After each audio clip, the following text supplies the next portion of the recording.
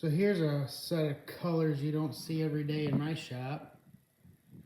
I've got here a John Deere 524 front tine rototiller. And we're gonna get this thing going. It actually seems like a pretty stout built machine. And it's got options such as cruise control and auto release. It has reverse, and that's pretty cool. It's got our throttle control and just baseline. I checked for spark. We do have spark there. Our muffler is all blowed out. There's not a whole lot of that last baffle left. So I'll see if I've got another Tecumseh 5-horse engine with a muffler that would like to be donated to this cause. One of the big problems that I see is the fuel system is probably going to be very gummed up. The choke is stuck. I could force it, but I'd rather not.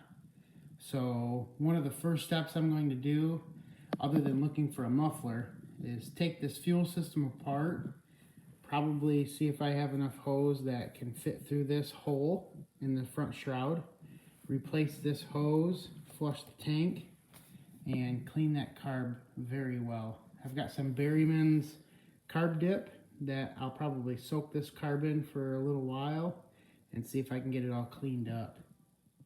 Overall, there's just a lot of grit and grime that I believe could be cleaned up with a little elbow polish, maybe a little WD-40 and an oil change, and we'll see how this thing goes.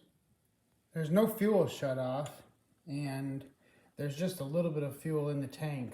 So I hung my plumbing box on the handlebars, and that got it to tip back far enough that I can loosen this fuel line and get it draining. I've got the fuel tank off and drained out, and the fuel that came out was about as yellow as that tank. So now I've got the carburetor with the fuel line off.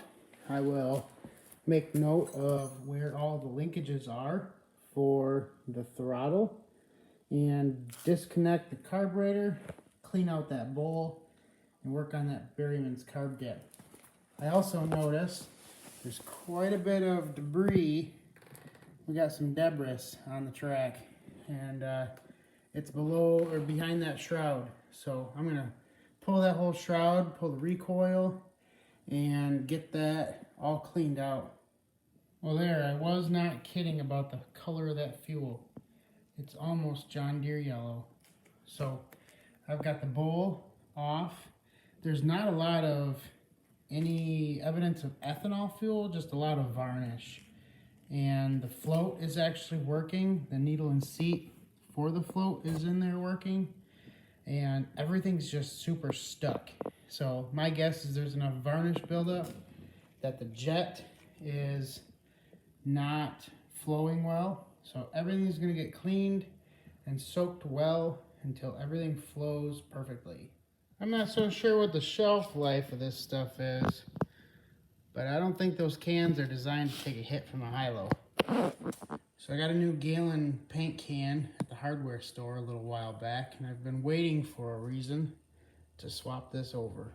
So that wasn't too hard. I've got all my carburetor parts in there, and they're soaking.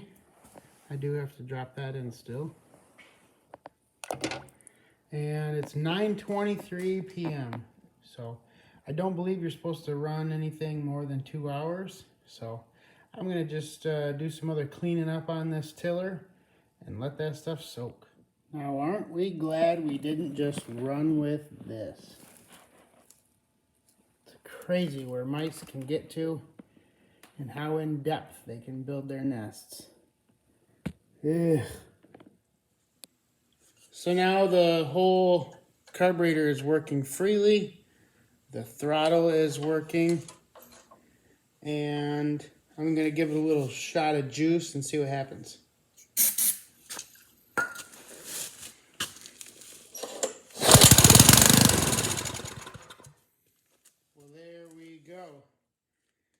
The fuel system is pretty much cleaned out. I've got to get a piece of fuel line that goes from the carburetor to the tank and get this thing finished up.